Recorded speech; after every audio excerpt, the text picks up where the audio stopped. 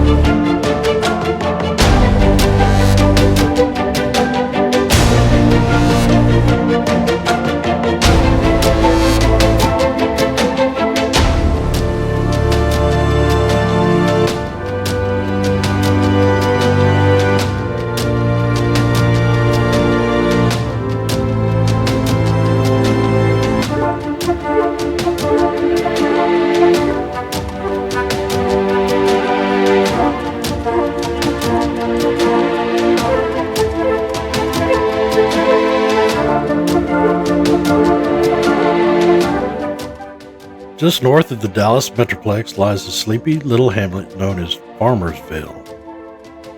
Located in Collin County, Texas, Farmersville began in 1849 as a settlement on the main supply road between Kinney and Jefferson. At the time, a large amount of imported goods and supplies came from the east through Jefferson. While settlers in the area had abundant resources that provided most of their basic needs, people still sought out items to improve their lives, such as windows, tools, furniture, and sundries. As such, the supply road from Jefferson was commerce superhighway in those early days.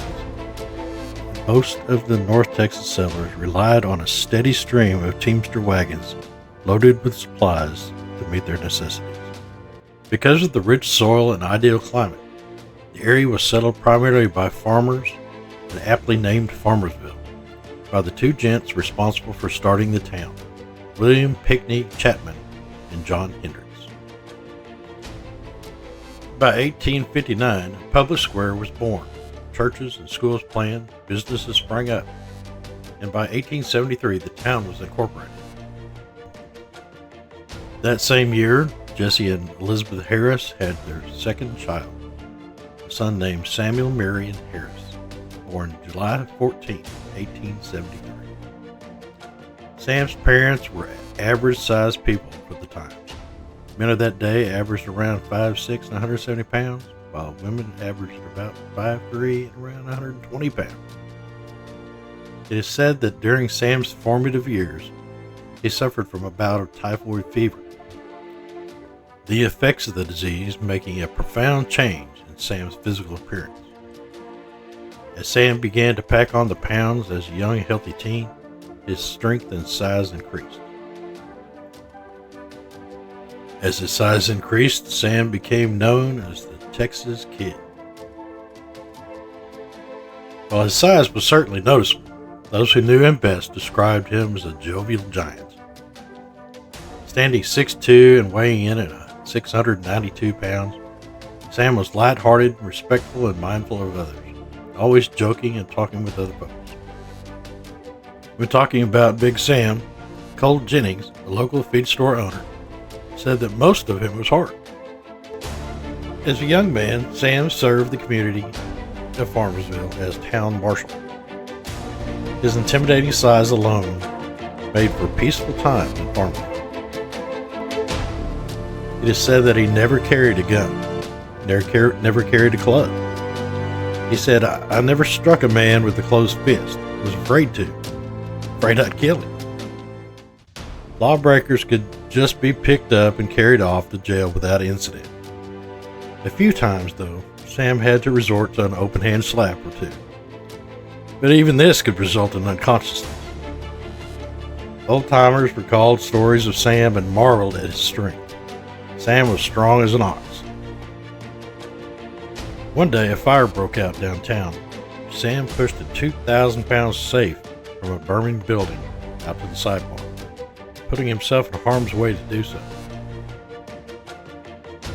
Sam himself said, "There's nothing I can't lift, as long as it's loose on both ends." Passing the scene of the fire the next day, Sam saw another safe in another business and said, "I wished I'd seen that yesterday. I put her in my vest pocket and towed her out."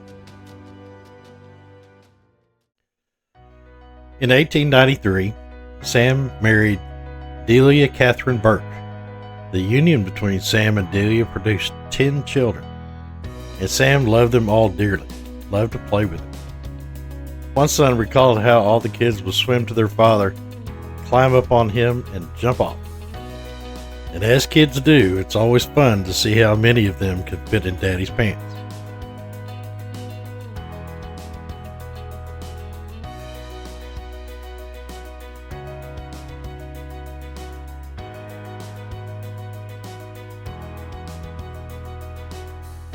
Big Sam served as a mascot for the Woodmen of the World, wearing a custom-made uniform and carrying an axe.